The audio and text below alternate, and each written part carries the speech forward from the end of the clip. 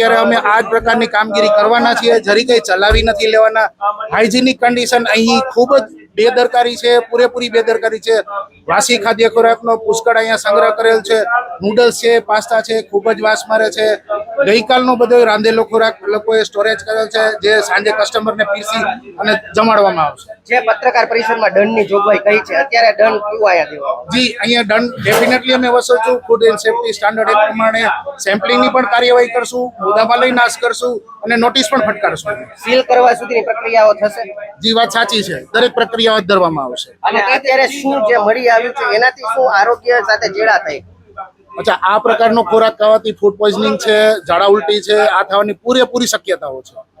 કેટલા સમયથી જે આ ચેકિંગ આપણે કરી રહ્યા હતા રેસ્ટોરન્ટનું આપને ત્યારે ધ્યાને આપ્યું? આ રેસ્ટોરન્ટમાં અત્યારે અમે જેને કહે ને કે રેન્ડમની મુલાકાત લીધી તોય આટલી ખરાબ કન્ડિશન છે, એટલે આની પર કડકમાં કડક કાર્યવાહી. કેટલા કિલો અત્યારે મળી આવ્યો અખાદ્ય જથ્થો? અત્યારે ઓન એન એવરેજ 70 થી 80 કિલો ખાદ્ય ખોરાક જે વાસી કહી શકાય, બરોબર છે, કે જેનાથી માણસોની હેલ્થ બગડી શકે એવા ખોરાકનો અમે અહીં નાશ કરશું.